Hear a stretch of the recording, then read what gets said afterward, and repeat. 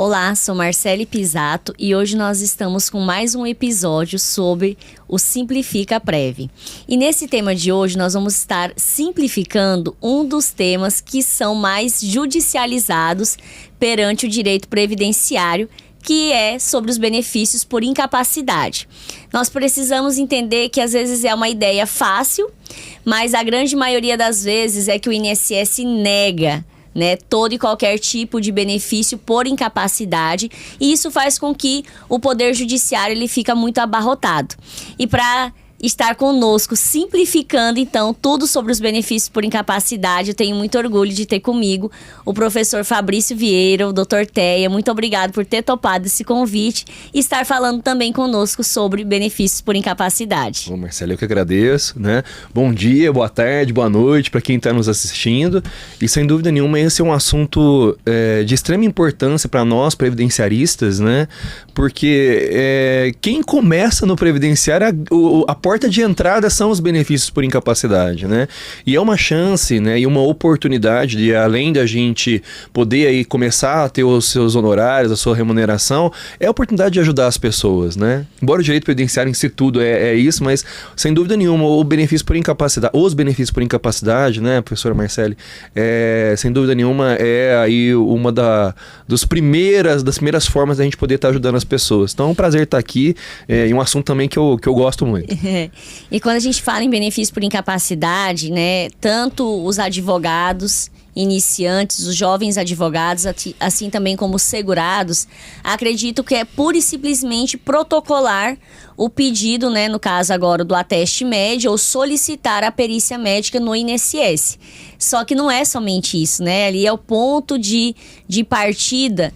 O que a legislação nos fala, que é o ponto de partida, é a marcação dessa perícia. Mas nós sabemos que existem todo um critério anterior a esse pedido de perícia, que é apenas o advogado especialista que vai saber.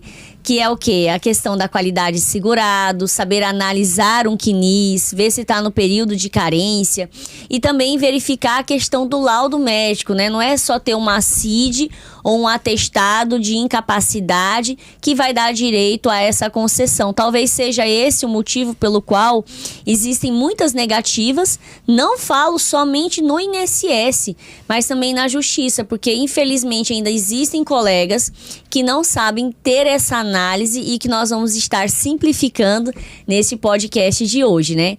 Então, Fabrício, eu queria que você também falasse um pouquinho, né, desse primeiro contato com os benefícios por incapacidade. Exato. Né? E eu acho que assim, fundamental isso que você nos trouxe aí, que é a virada de chave da advocacia, que é essa questão realmente do relatório médico. Mas vamos contextualizar, que eu acho que é muito importante, né? Quais são aí os benefícios por incapacidade? Então quem está nos acompanhando aí, que de repente está iniciando na advocacia, ou quem já tem aí a experiência, mas é sempre bom relembrar, né? Então nós temos aí a aposentadoria por incapacidade permanente, que é a antiga aposentadoria por invalidez, e que na verdade a gente sempre tem que falar a linguagem do povo, né?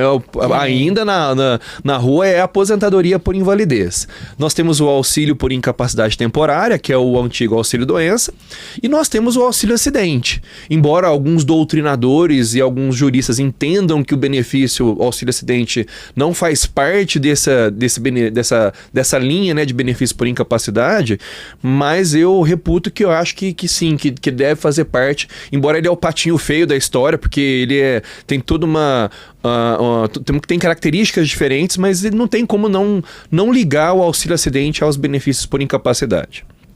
Então esses são os três aí que são de fato muito importantes. Marcelo, você trouxe um assunto que eu acho que é de fundamental. Vou repetindo, fundamental importância, ser até um pouco redundante, que é a questão do relatório médico. Na maioria dos casos, quando o cliente chega no escritório, vamos aquele dia a dia nosso, sim, né? Ele chega apenas com um diagnóstico, tá? E o diagnóstico não é suficiente. ele é apenas o início, né? O diagnóstico, o perito já sabe o que é o diagnóstico. Você chegou lá com um relatório, o perito já sabe se você tem um problema de coluna, uma limitação de movimentos, problema no joelho, enfim. A grande sacada, né, e aí que a importância do trabalho do previdenciarista é transformar esse diagnóstico na questão das limitações que a pessoa tem em razão do trabalho dela. Né? Vamos dar um exemplo simples. Tá, vamos imaginar que eu fraturei o tornozelo, certo? Eu, como advogado, como trabalho o dia inteiro sentado, vai alterar a minha capacidade de trabalho? Não. Né? Nossa, mas você fraturou o tornozelo, tem que ficar aí imobilizado, tem que ficar de repouso. Tá, mas eu posso continuar trabalhando. Agora, e se eu for, por exemplo, um pedreiro, um empregado doméstico que preciso me movimentar? Então, essa é a importância do relatório médico. Ele trazer as funções que a pessoa exerce e quais são as limitações que ela tem para exercer essa função. Então, assim, olha, quem está nos assistindo, é muito importante que a pessoa tenha, e o advogado tenha essa consciência. Não basta o diagnóstico. É importantíssimo a funcionalidade da pessoa. A partir do momento que a gente consegue entender isso, muda tudo. Muda tanto a questão do pedido, seja no INSS, seja no judiciário, e você também tem subsídios para impugnar uma eventual perícia mal feita ou uma eventual negativa, seja num recurso administrativo ou às vezes até nessa impugnação da perícia no judicial. Então isso vai trazer muitos subsídios para você. Isso é muito importante que você falou, Fabrício, porque o que a gente o advogado tem que começar a entender é a questão que você olhar um relatório médico, olhar toda a documentação médica e focar na atividade habitual, né? A atividade habitual daquele segurado. Porque às vezes ela não vai dar direito agora a uma aposentadoria por invalidez, porque ele está temporariamente incapacitado, mas já consegue um benefício por incapacidade. Ou via das dúvidas, né? Nas últimas considerações, se ele ficou com uma sequela e uma limitação para aquela atividade habitual, né? Ele pode sim, então, estar recebendo o auxílio acidente.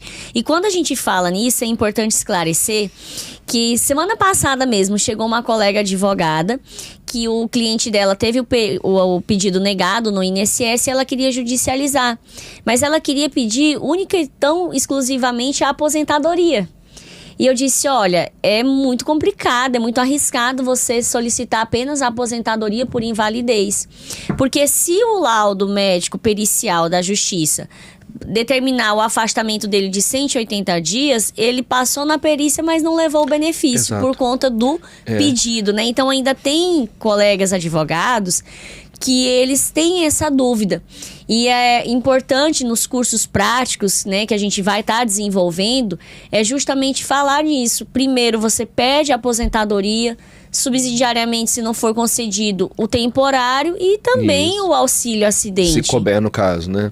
Tem que analisar esses contextos. Isso né? é muito importante, mas por mais que, de repente, o próprio processo civil, né, e a natureza dos benefícios por incapacidade traga essa questão da fungibilidade, mas pode ser que a gente se depare com um juiz que seja extremamente legalista. E aí nós vamos ter esse problema do pedido ser negado. Por quê? Se a perícia foi para uma incapacidade temporária e você pediu para uma incapacidade permanente, o juiz pode entender que não, que o pedido não foi atingido. Então é muito importante isso, olha, que o colega advogado fique atento a essa questão de que o pedido, então, seja subsidiário e não alternativo, porque vamos tomar cuidado com isso também, porque quando você faz um pedido de aposentadoria por invalidez ou alternativamente o auxílio-doença, pode-se entender que até você não tenha interesse recursal. Então, olha que perigo. Então, a chave, né, e vamos trabalhar com a técnica, sim, o ideal, então, é subsidiariamente. O que você está falando subsidiariamente? Fala, olha, o auxílio, o que eu quero é a aposentadoria por invalidez. Mas se me der o auxílio-doença, eu também estou satisfeito, mas não me deixa e eu não perco o interesse recursal. Sim. Né? Então isso é muito importante. E nessa questão desses pedidos, se a gente chega e pede única e exclusivamente a aposentadoria por invalidez, a gente perde a amplitude de estar discutindo ali a questão que a gente vai estar falando aqui também da perícia biopsicossocial. Sim. Né? Então a gente perde esse foco, a gente fica muito limitado, você não consegue fazer jogadas estratégicas, né, dentro da impugnação e até mesmo ali no início da sua petição inicial, porque você vai estar focado tão somente naquela aposentadoria. E quando o pessoal fala, Marcele, a questão do cuidado, né, antes de adentrar na perícia biopsicossocial, esse cuidado com a documentação. Por que ela é importante? Porque tem colegas advogados que chega o segurado, ele tá com um laudo, ele sequer olha o CNIS. Exato. E eu já tive vários problemas, e aqui eu gosto de citar um exemplo, porque acho que a gente aprende com os erros, né, sejam cometidos por nós ou por quem está do nosso lado, que nos relata. E eu me lembro há 2 anos atrás, chegou um segurado no meu escritório, muito chateado, porque ele estava sendo acompanhado, ele fez a perícia médica, ele passou, e aí ele falou assim, doutor, eu não entendi por que eu não levei, porque eu passei na perícia médica e eu pago a guia do INSS. Aí eu disse, não, alguma coisa tá errado, né? Porque se passou na perícia da justiça e o juiz negou, mesmo você pagando, deixa eu ver esse seu CNIS. Qual era o erro? Ele sempre pagava fora do prazo. Então, ele pagou durante 2 anos e meio as guias todo dia 22. Sim. Dia 20, 22, ou seja, era o posterior à data do vencimento para fins previdenciários, que seria até o dia 15. Exato. Então, ali foram 2 anos e meio, não vou dizer totalmente jogados fora, porque vai contar como tempo, né? Só que ele tá sem carência. Mas para a carência que ele tanto precisa, que Sim. já estava doente, né?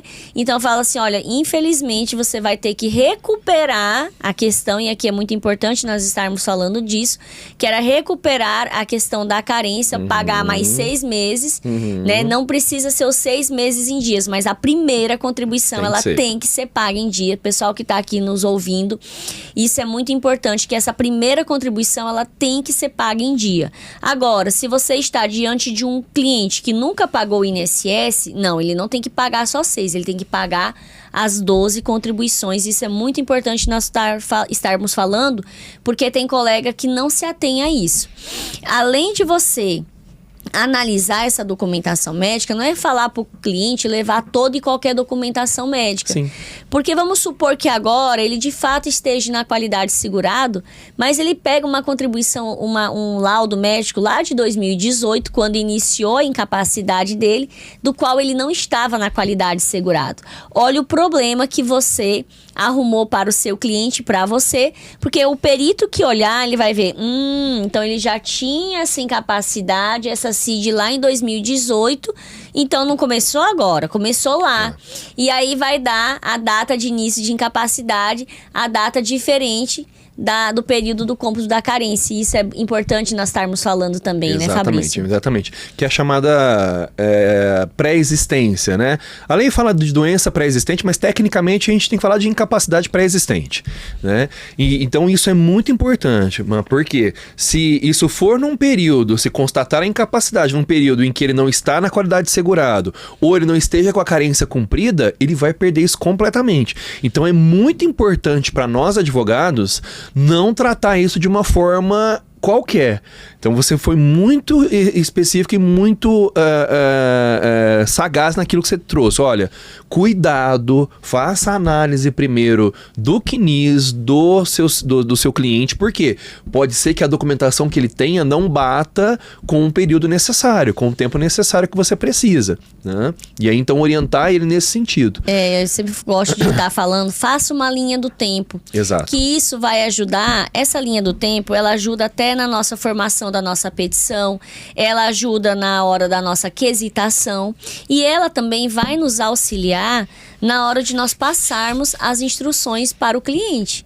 Porque não adianta você ajeitar a documentação do cliente de acordo com o CNIS dele, fazer toda a projeção, se você não passa a instrução. Chega na hora da perícia, ele não, eu sou doente desde 2018. E ele tá, não mas tava cadê a documentação? Uhum. Não, mas eu tenho, é que eu não trouxe. né? Então, até isso aqui nós temos que ter o cuidado, porque o sucesso de qualquer ação previdenciária, é lógico que depende muito do advogado, mas também depende muito dessa conversa entre colega advogado e o cliente, que eu acredito que hoje a grande maioria esteja se perdendo, né? Hoje quase não tem mais esse contato olho no olho, e isso é muito importante. Isso é muito importante também, o advogado ir para as perícias, acompanhando perícias médicas. Eu tenho a felicidade de no Piauí nós termos alguns médicos, peritos que permitem o nosso acesso às salas de perícias. E eu sempre digo, Fabrício, cada perícia que eu acompanho, eu tenho tanto ensinamento, tanta riqueza de detalhes que eu fico assim prestando atenção, que eu acredito que hoje o grande diferencial da minha advocacia são esses 18 anos acompanhando pessoas, solicitando benefícios por incapacidade, onde hoje, quando eu olho um laudo médico, eu vejo a doença, né? E olho se essa doença realmente vai ser incapacitante para aquela atividade habitual, porque antes eu só via a doença. Sim. Né? Então, eu acredito que muito jovem advogado aqui também, quando olha um laudo, só vê a doença. Não, hoje eu já consigo, do laudo, verificar a incapacidade se de fato vai estar limitando ele na atividade habitual, seja total, permanentemente ou com algum tipo de sequela.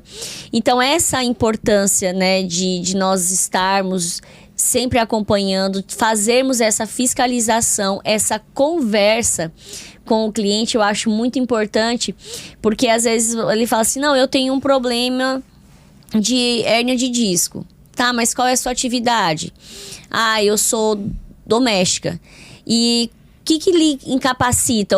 Qual é a principal atividade que você faça que dói? Não, o local que eu trabalho é uma casa duplex, eu tenho que subir, descer escadas, eu tenho que me abaixar, pegar a roupa do cesto, estender, colocar na máquina, da máquina, tirar, colocar no varal. Olha, eu pergunto qual é a atividade que ela pratica no seu dia a dia, que de fato vai gerar essa incapacidade. Exato. Porque eu acredito que depois de uma certa idade aqui, todo mundo tem hérnia de disco, né? É natural da idade, o desgaste degenerativo, né? E tudo. Então, mas é nós conversarmos com o cliente qual o momento que ele está desenvolvendo aquela atividade que de fato mais ele sente dores. E isso é com o contato, né, Fabrício? Exato. Eu tenho por hábito até fazer uma prévia, né? Uma orientação prévia para o cliente, porque muitas vezes a gente não consegue fazer esse acompanhamento na perícia, né? Sim. Embora é a situação ideal, e eu penso que quanto mais a gente conseguir isso, vai ser bacana, porque a gente tem que lembrar que é um ato processual, então nós temos o direito de estar presente. Então vai a recomendação, quando são situações como você tem lá no Piauí, que é permitido, ok. Se você observar que tem alguma resistência, faça um pedido dentro do processo para que o juiz determine, né, que você esteja autorizado a participar desse ato, que é um ato médico também, por isso muitas vezes os médicos não autorizam, e aí eles têm razão, mas quando você tem autorização judicial, ok. Mas eu tenho por hábito preparar o cliente antes, né? Não é para que ele minta, não é para que ele crie situações, mas é sempre para deixar claro para ele que o perito não quer saber qual é a doença que ele tem. Porque na maioria das vezes a pessoa chega tão assim, né? Nossa, eu tenho um problema de coluna, igual você trouxe, né? Eu tenho um hérnia de disco, um bico de papagaio, nossa, que me dói demais da conta, eu não aguento mais fazer as coisas, eu não aguento mais de dor, eu tenho diabetes, aquilo. Não é isso que o perito quer saber. Ele já sabe que você tem diabetes, ele já sabe que você tem hérnia de disco, bico de papagaio. Ele quer saber que a função que você exerce e quais as dificuldades que você tem para exercer essa sua função. Como você trouxe, olha, eu sou empregado doméstico, trabalho numa casa em que tem que subir escada, e eu tenho que agachar, eu tenho que levantar, eu tenho que pegar peso, porque muitas vezes eu também lavo a roupa, ou eu faço a alimentação da família, então eu pego panela, enfim. Ela trazer o dia a dia dela e o que essa hérnia de disco, esse bico de papagaio traz de limitação para ela. Então, você deixar isso claro para o cliente, olha, o perito, ele já sabe que você tem hérnia de disco, ele já sabe que você tem bico de papagaio, ele quer saber quais são as limitações que você tem lá dentro. E essa questão, a partir do momento que eu entendi o que seriam realmente as estratégias de um benefício por incapacidade, eu comecei a prestar atenção que até os peritos começaram a olhar diferente para os meus clientes. Porque na hora deles darem a resposta, que eles chegam, qual é o seu nome, idade, né? O que é que você tem? Aí ele fala assim, não, doutor, as minhas doenças estão aqui no laudo, mas eu quero falar da minha atividade. Eu, por exemplo, peguei uma cabeleireira, que ela tinha problema de bursite. Doutor, eu trabalho num salão há mais de 20 anos. Sempre trabalhei fazendo escova em cabelo, né? Tudo pintando, enfim. Só que hoje, infelizmente, essa minha atividade eu não consigo, porque nem eu mesma consigo pentear os meus cabelos. Olha a diferença, exatamente, né, de conceitualização que essa senhora trouxe acerca da incapacidade dela. Ela falou assim, nem mesmo meus cabelos eu consigo pentear, sendo que eu fiz o cabelo de muitas pessoas durante a vida toda. Questão, não consigo nem colocar o meu sutiã, colocar a minha roupa. Então, ela fala dessas limitações. Vai caber ao médico, dentro dos requisitos e de todo o contexto que foi colocado no processo, verificar se isso é temporário, parcial, definitivo, né? Ou até mesmo é só uma sequela de redução. Sim. Então, ali eu consigo ter um cenário e um caminho a ser seguido, porque a partir dessas instruções, de tudo que nós passamos para o cliente, é que a gente vai poder brincar com as estratégias na perícia biopsicossocial. Exatamente. E você vê, olha só, foi de forma simples e objetiva. Em 2 minutos ela trouxe todo o problema dela, ela não precisou lamentar as dores, lamentar os problemas de saúde, ela trouxe especificamente o que impede ou quais são as limitações que ela tem no trabalho em razão dessa bursite. Né? Isso é muito importante também a gente relatar, principalmente quando é casos de benefícios por incapacidade na questão de depressão, de transtorno de ansiedade, fibromialgia, porque não é algo, ou até mesmo o autismo, aqui vamos colocar, porque nós temos hoje a figura da criança e do adulto autista, né, que está buscando benefícios. Só que se você vê a pessoa, você vai já, não, ela está fazendo o que aqui? Tá morta de preguiça, por que ela não vai trabalhar? E isso é importante. E mais uma estratégia aqui, já entregando ouro pro pessoal no podcast, a gente já tem que entregar, né? A gente falou, não vamos entregar tudo, e a gente chega aqui e já vai entregando. Mas foi o quê? Pegar essa minha cliente que tá com um problema de ansiedade num grau muito alto. No dia da perícia, ela estava super boa. Sim. O que nos ajudou, inclusive, ela passar numa perícia médica do próprio INSS. Isso aqui eu gosto de relatar, porque eu disse, olha, nos momentos que você tiver em crise, porque até a respiração dela fica diferente, dá o problema no pulmão dela, isso pede sempre para alguém estar filmando. Sim. Porque ali vai ser a sua incapacidade real. Porque depois que passa, que você vai, toma medicação e tudo, você vai chegar numa perícia de fato, que nem hoje, era naquele dia, eu falei assim, ó, que nem hoje você tá super bem. Mas você não vai falar de você hoje pro perito. O perito vai falar assim, o que você tem? Você fala assim, eu sofro com isso, olha como é que eu fico. E por que hoje você não tá? Hoje eu já tô fazendo uso da medicação há muito tempo, tive vindo uma internação, que geralmente quando sai da internação ainda fica ali uns dias bons, né? E depois volta a ter novamente as crises. Então, também porque o perito, ele não consegue diagnosticar. Infelizmente, de tantos falsos teatros, né? Porque o pessoal acredita que a perícia, isso eu sou uma pessoa que defende muito, que você tem que falar a verdade. Exato. Porque o médico perito, ele sabe todas as limitações que cada incapacidade causa.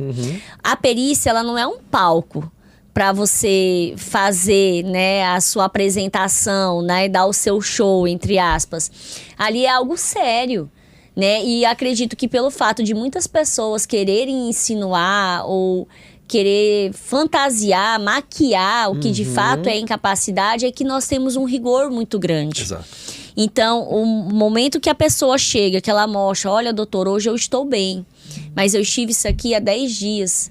Né, eu trabalho numa empresa de telefonia, como é que eu ia atender telemarketing, como é que eu ia fazer o atendimento.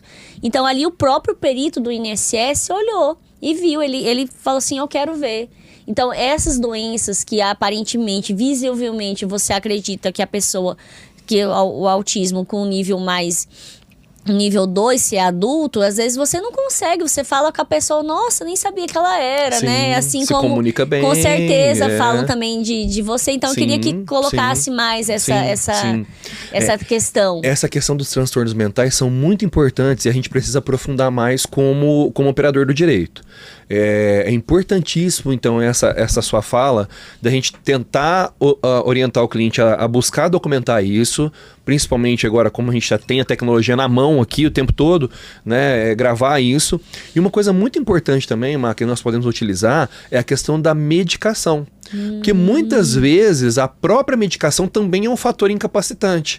Vamos pensar, por exemplo, num motorista de caminhão que está com problema depressivo ou transtorno de ansiedade e precisa tomar um ansiolítico ou um antidepressivo que acaba diminuindo os reflexos dele, diminuindo a questão do dia a dia dele por conta de uma sonolência, que é comum de medicamento psiquiátrico e que pode ser que ele esteja super bem, mas para dirigir caminhão ele tem dificuldades por conta dessa falta de reflexo, dessa sonolência, dessa letargia. Então também é muito importante a gente aprofundar na questão dos medicamentos, né? E repito, a questão dos transtornos mentais, por serem chamados aí das deficiências ou das doenças ocultas, é o grande desafio nosso hoje, na área do benefício por incapacidade. E eu gostei muito que você lembrou. Eu tive um caso, não era nem transtorno mental, nada, que essa cliente teve.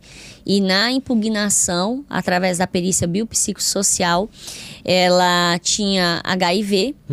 E aí o uso contínuo, né, dos coquetéis, nós conseguimos fazer mostrar para o perito médico e para o juiz que naquele exato momento não era o HIV em si a principal causa da incapacidade definitiva dela e que plena. Provavelmente até ela às vezes até com a carga viral super controlada. Era a quantidade e o período, né? O lapso temporal e a quantidade de medicamentos. O que aquele medicamento vai causar ao longo do tempo da pessoa fazendo uso contínuo.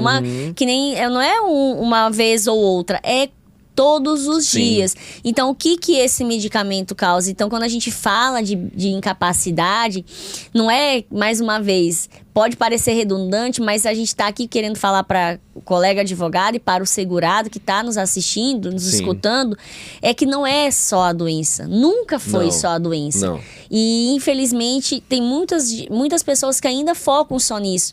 A gente está aqui trazendo um leque, e é porque a gente ainda não entrou na perícia biopsicossocial. Nós estamos trazendo um leque de situações que, de fato, trazem a incapacidade. Né? Mas você trouxe um negócio muito bacana também que a gente pode explorar, principalmente na questão dos preconceitos sociais e também das limitações sociais, que é a chamada invalidez social. O que é invalidez social? É aquela questão seguinte, olha, eu tenho vírus HIV, embora eu esteja com a carga viral tranquila, por conta de eu ter o HIV, eu tenho muita dificuldade de conseguir trabalho, porque muitas vezes me exige um relatório médico, ou exige que eu faça exames, e pode ser que de repente por conta disso eu não consiga trabalho. Hoje está um pouquinho mais difícil no sentido de comprovar isso socialmente. Eu acho que a gente já entendeu como sociedade que que tudo bem, porque antes era uma sentença de morte, né? Nós que vivemos aí a década de 80, a década de 90, a gente viu que era o que aconteceu, né? Hoje com todo esse tratamento, mas ainda existem, principalmente no interior, né? Existe um preconceito social muito grande por conta do HIV. Mas não só o HIV. Nós temos situações também que a gente pode explorar muito bem, por exemplo, de pessoas que não tiveram a oportunidade de estudar. Então pode ser que, olha, que é o estigma social. Então, por exemplo, ela, como empregada doméstica, por conta das limitações dela, não consegue trabalhar. Mas como secretária, ela pode trabalhar. Mas espera aí. Ela teve instrução para isso? Porque muitas vezes o perito coloca isso no relatório, né? Dizendo, não, olha, ela tem essas limitações mesmo, físicas, realmente não pode mais trabalhar como empregada doméstica, mas como secretária ela está perfeitamente apta. É uma moça jovem aí, de 30 e poucos anos de idade, mas a gente pode mostrar e deve mostrar no processo que é uma pessoa que não teve estudo, que a vida inteira trabalhou nessa mesma área e que não tem condição mais de se reabilitar ou se readequar ao mercado de trabalho. Então é importante também trazer isso. Na nossa inicial, essas informações sociais da pessoa, que ela mora numa área periférica, com poucos recursos, que não teve oportunidade de estudar, sempre trabalhou em serviço braçal. Então isso é importantíssimo. Essa questão de você coletar o máximo de informações do cliente, colocar no bojo da sua petição, é muito importante. Mais uma vez eu digo, esse diálogo que tem que existir do advogado com o cliente. Por quê? Eu tive uma determinada cliente, gosto também de citar esse exemplo, ela é cadeirante, mas diferentemente de outros daquele povoado, era um povoado, acho que dá uns 6 mil habitantes apenas do interior do Piauí. E daquela população, ela tinha estudo, porque ela terminou o 3º ano do ensino médio. Então, para quem terminou o 3º ano do ensino médio, era assim o auge. Mas ela era cadeirante. Ah, mas então ela vai conseguir um emprego em qualquer lugar. Não é bem assim. Por ser uma cidade de interior, ela não tinha nada de acessibilidade. Fora isso, ela morava na zona rural daquele interior de 6 mil habitantes. Então, como nós conseguimos, de fato, já a aposentadoria dela, mesmo ela tendo uma inteligência e tendo terminado o ensino médio? Porque eu peguei no Google Maps, peguei fotos, fiz fotos da cidade, vídeos da cidade, do local que ela morava, que não tinha transporte, não existia asfalto, então ela teria que andar com a cadeira de rodas numa lama, para depois chegar numa estrada de paralelepípedos. Enfim, aí chegava até ela conseguir chegar na cidade. Como eram os comércios? Os comércios do interiorzinho do Piauí, eles são bem estreitozinhos, às vezes só tem uma portinha que entra lá dentro, ele é um mundo, mas é tudo muito estreito, muito cheio de coisas e tudo. Como é que essa cadeirante, ela conseguiria trabalhar ali e percorrer livremente? Exato. Então, o que a gente mais traz de informações são essas situações de você realmente filmar, de você buscar hoje, fazer o uso da tecnologia, né? O Google Maps, ele tá aqui justamente para nos ajudar, porque é justamente essas barreiras, né, que a gente tanto fala, benefício por incapaz, barreira. Você já trouxe intuitivamente a análise biopsicossocial que a gente já faz há um bom tempo, mas que agora, inclusive, já foi até institucionalizado. Olha, a própria legislação deixa claro isso para nós, que a análise da incapacidade não é mais essa análise pura e simplesmente apenas do diagnóstico. Ela já é funcional, que a gente já tem feito isso já há um bom tempo, intuitivamente, mas que agora já está legalizado. Olha, então preste atenção, né, advogado? Você que está nos assistindo aí, preste atenção. Veja o tanto de dica que a gente está trazendo para você.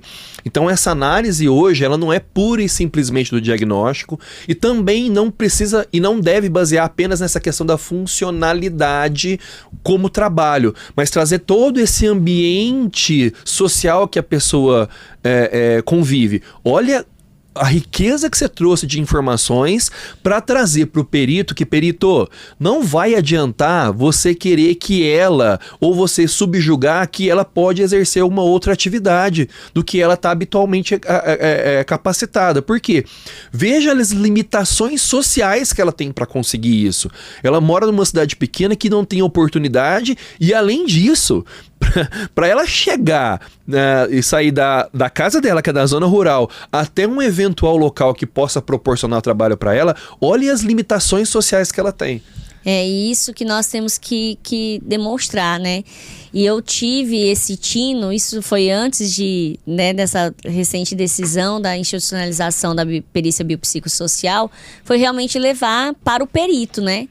Porque ainda existem muitos peritos que falam, não sou eu que faço essa tal da análise da perícia biopsicossocial. Mas ele faz, claro, tá lá no laudo, ele tem que colocar. E aí eu disse, não, doutor, eu só queria que o senhor verificasse, porque ela conversa super bem, mas eu quero lhe mostrar a dificuldade que seria se ela conseguir, mesmo que quando ela conseguir. E queira ou não, em cidade de interior também existe essa questão do estigma social, de uma cadeirante estar lá atendendo. Infelizmente, isso é algo que ainda é muito real para nós, né? Então, a gente tem que ter essas considerações. Mas quando eu falo de instrução, eu gosto de dar o exemplo de uma fisioterapeuta que eu aposentei aos 32 anos. Por quê? Ela, fisioterapeuta, mexe única e exclusivamente com as mãos, né? Então, estou falando de uma pessoa de nível superior. E por que ela foi aposentada? Não no INSS, nós conseguimos essa aposentadoria na via judicial. Mas porque nós focamos toda a aquisitação na atividade habitual. Sim. E para aquela atividade habitual, ela estava incapacitada porque ela teve uma doença degenerativa nas mãos que ficaram todas atrofiadas. Ela não tinha mais nem força, ficou fraca, musculatura. Nem a filha dela, de 3 anos, na época tinha 3 anos, ela conseguia pegar a nenê no colo. E quando foi para o perito, eu até relatei. Eu disse, olha, ela tem essa bebê, ela não consegue pegar no colo, né? Alguém tem que colocar a filha no colo da mãe. E uma fisioterapeuta mexe com as mãos, né? Sim. E aí lá ele colocou, porque todos os questionamentos eram voltados para a atividade habitual dela. Isso é importante. Eu não dei chance de fazer outra pergunta. Numa reabilitação, de administração, por exemplo. alguma outra coisa. Não, o foco era aquele. E ele se ateve única e exclusivamente a responder aqueles questionamentos. Então, ela se aposentou. Então, a gente tem que trazer aqui para o colega advogado que está nos assistindo, que não é você fantasiar. Não é tornar isso aqui um palco, é você trabalhar com o que você tem, mas de maneira estratégica. Exato. Né? De maneira estratégica. Exato. E a perícia biopsicossocial, ela nos ajuda nisso. Importantíssimo. Nessas estratégias a serem adotadas, né? Sim. Porque na perícia biopsicossocial você vai trabalhar com a incapacidade, o grau de instrução, a idade, né, a questão geográfica, tudo. Você é um aparato de coisas que você vai poder colocar, das questões das barreiras que são enfrentadas, e isso é muito importante, Exato. Né? E Marcele, agora, mais do que nunca, sempre foi, mas agora mais do que nunca, a importância também da gente instruir dessa mesma forma no administrativo para poder levar isso para o judicial. Por quê? Então vamos lembrar, nós estamos num momento agora do Ateste Med, que agora aumentou para... Nós estamos gravando em abril de 2026, né? Então, porque cada hora muda, toda hora muda, né? Que mudou para 90 dias, isso. Tá? Mas a importância de você já levar nesse Ateste Med, né? Toda a documentação, inclusive se for possível, embora a gente saiba que existem limitações, inclusive no próprio site do INSS para fazer a juntada desses documentos de vídeos, de fotos e tudo mais, mas a importância de levar, inclusive, o relatório médico devidamente fundamentado com toda essa análise biopsicossocial, tá? E nós temos uma novidade agora, que é o Ateste Med do auxílio acidente. Pois né? Saiu agora em março de 2026. O perito, primeira coisa que ele vai fazer é analisar se houve o acidente, se teve a sequela, para só depois ele vai agendar uma perícia. E se ele verificar que não consta essa informação de acidente ou de sequela e diminuição da capacidade de trabalho, ele já vai indeferir de imediato. Então, olha a importância da gente instruir adequadamente, inclusive os pedidos de auxílio acidente, agora essa novidade, para que nós não tenhamos problema no futuro. Porque essa questão, o direito previdenciário, ele tá assim, todo tempo você dorme de um jeito, acorda de outro. E essa questão que você falou do auxílio acidente, tem muitos colegas sem saber o porquê que estão vindo já negados, né? E aí vai ser uma barreira que a gente vai ter no Poder Judiciário. Pode ter juiz que aceite esse indeferimento, ou pode ter juiz que fala assim, não, mas o INSS negou de forma correta, porque você não colocou a informação certa. Exatamente. Entendeu? Então, nós vamos ter ali duas vertentes. A gente não sabe o que vai vir de cada juiz. Então, é importante que o colega que fez esse pedido de forma errada corrija, né? Não vá já para o judiciário. A dica que eu dou é essa. Porque eu não sei ainda qual vai ser o entendimento do Poder Judiciário. Então, a gente tem que ter de fato, esse cuidado, né? E sempre estar atento a essa questão. E, mais uma vez, a questão da documentação médica. Lá no escritório, eu redigi até um modelozinho quando de auxílio acidente ou de benefício por incapacidade, porque todos eu quero que o médico de fato foque na perícia biopsicossocial. Sim. Uma coisa é eu redigindo, explicando o motivo pelo qual aquelas informações têm que ter naquele documento médico. Outra coisa é o cliente. Sem dúvida. Né? Então, quando o cliente chega primeiro no meu escritório, que eu vejo que a documentação não está atualizada, que há necessidade de fazer alguma atualização, eu disse, olha, eu preparei uma carta aqui para o seu médico, de uma linguagem simples, né? Porque não adianta eu falar o juridiquês, porque ele não vai entender, o médico, mas de uma linguagem simples que ele vai entender o porquê que ele precisa colocar aquelas informações e o que é que eu tô querendo trabalhar. Não achar que também vai ser só uma encenação de jogar o barro, né? Eu nunca quero jogar o barro, eu quero todas as vezes acertar, Sim. né? Não é pegar um processo por pegar, ver se cola, não é isso. Eu quero realmente, porque eu sempre falo, é melhor ter qualidade do que ter quantidade. Sim. Pegar processos que de fato eu sei que hoje vai passar. Tem Exato. gente que chega assim, doutora, Exato. mas a senhora não quer pegar o meu caso? Não é que eu não queira pegar, é porque essa sua doença, para atividade que você desenvolve, não tem capacidade. Sim. Né? Mas Não tem. Você trouxe um negócio tão importante para nós advogados, que é a questão de análise de viabilidade. Hoje, tá? Nós vamos trabalhar com números. Então, contra números não há argumentos. Não existem argumentos. Mais de 80% dos benefícios por incapacidade são negados. Olha só. Então, por quê? Gente, vamos trazer a meia-culpa? Nós estamos errando na instrução desse pedido. Esse erro é nosso, tá?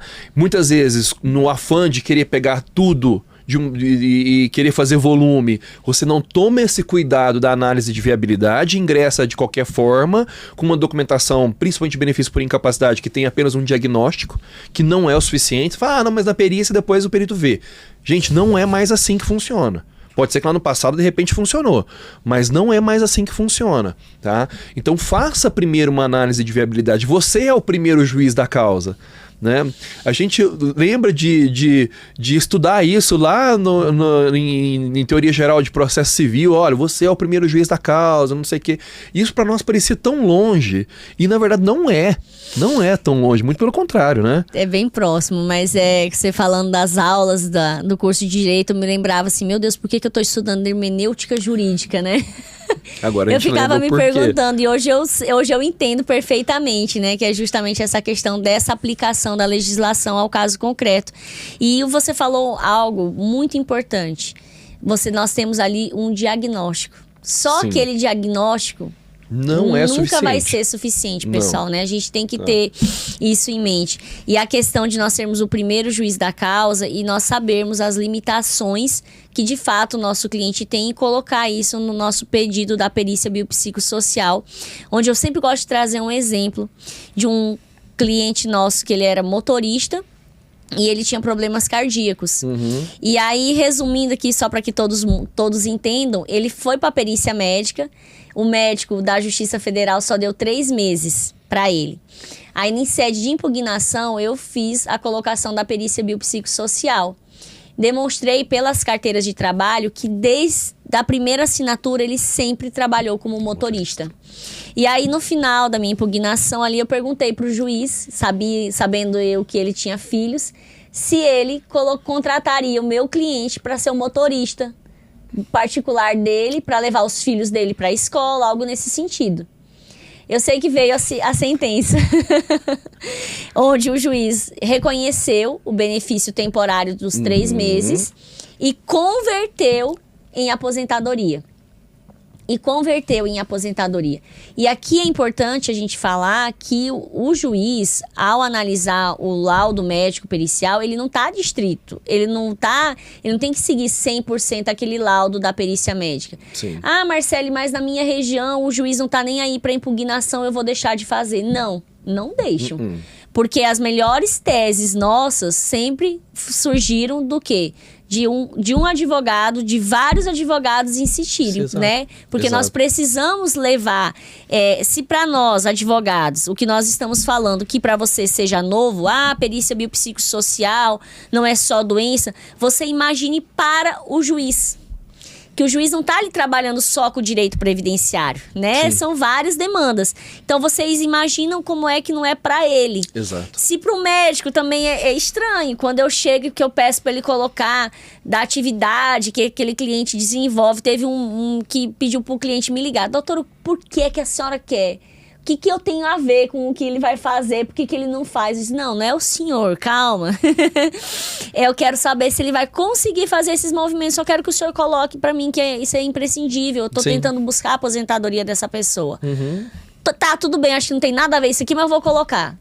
Então, assim, se é algo ainda muito novo, e isso a gente precisa ter essa consideração, trabalhar isso a cada dia mais, que o colega não deixe de impugnar, não deixe de levar essa questão da análise dessa perícia biopsicossocial. Até porque muitas vezes, né, e a gente por já estar há muito tempo no meio e já tendo muitos amigos juízes, peritos, né, desembargadores, eles dizem assim, olha, gente, pelo amor de Deus, me ajuda.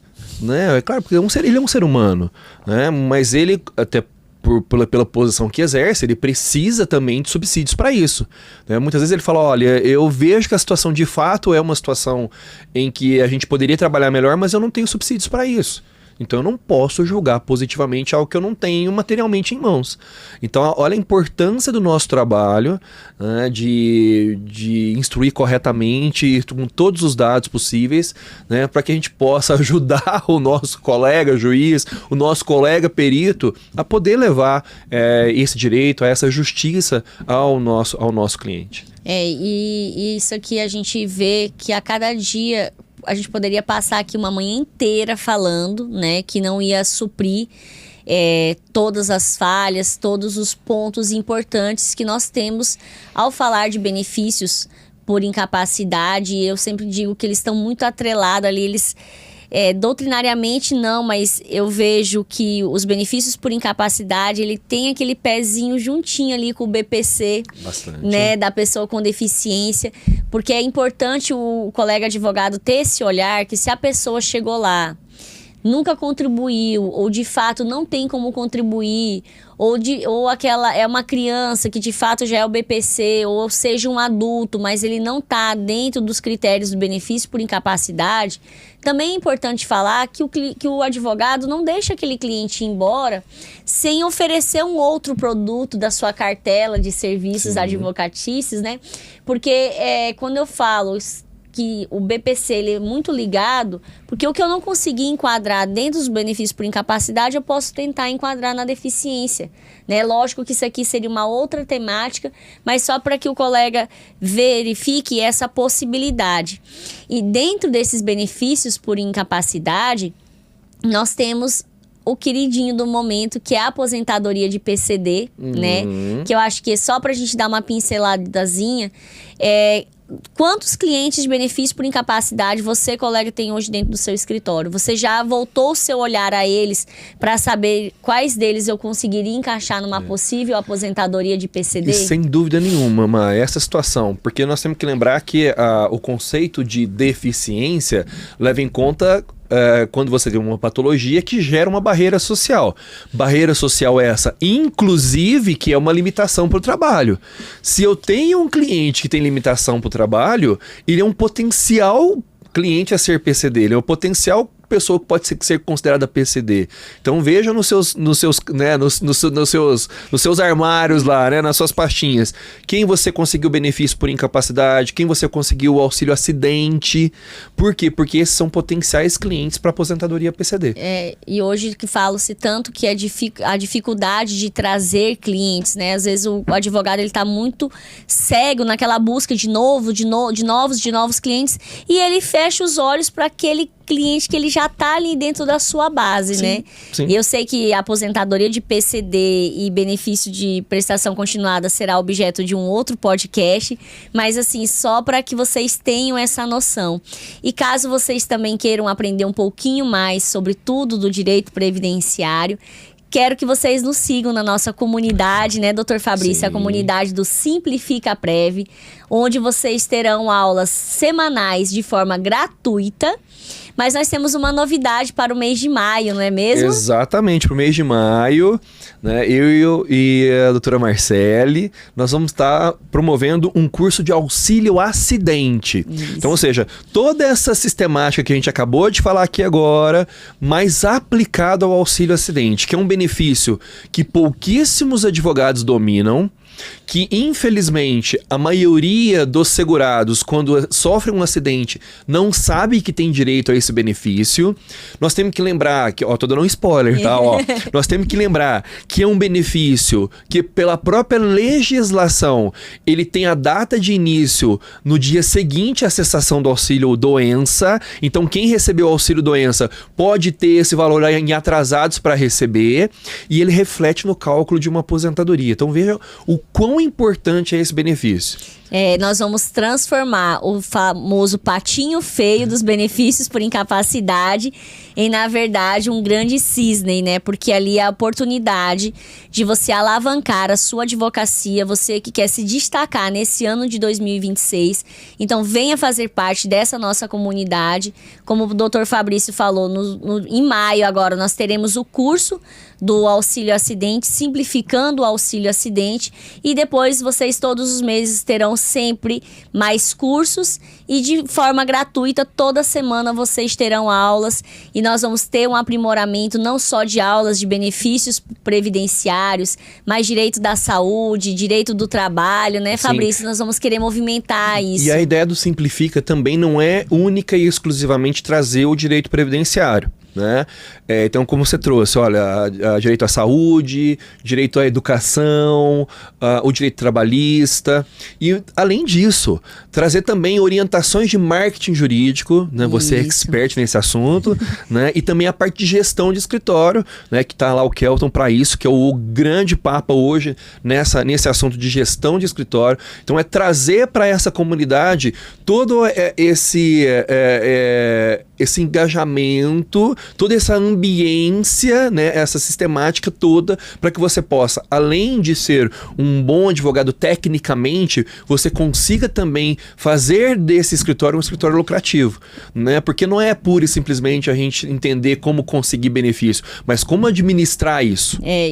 Isso as faculdades não nos ensinam, né? De forma alguma, assim como não ensinam critérios de interpretação, de laudos, quesitação pericial, eles não nos ensinam que nós precisamos ser vendedores, empresários, né? E essa questão que você falou, muito importante, da gestão do escritório, é o que está pegando muitos colegas advogados, não só você que é jovem advogado, mas quem está no mercado há muito tempo. Isso era uma grande dificuldade que eu tinha, mas graças a esses cursos, graças ao gestor que eu possuo hoje dentro do meu escritório, isso facilita, né?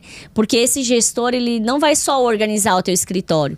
Nossa, ele trouxe tanto uso da inteligência artificial que nos auxilia. Isso é importante. Vocês vão ter também aula gratuita, né, de IA. Então, isso é algo que é fato notório nosso hoje, não é só daqui 5, 10 anos, não. Isso aqui já é realidade. Já é a realidade nossa, né? Quem não trabalha hoje com inteligência artificial tá ficando para trás, porque é uma ferramenta hoje importantíssima, não vai nos substituir. Então, deixar muito claro isso, a ideia não é essa, mas que ele seja uma ferramenta muito importante no nosso dia a dia.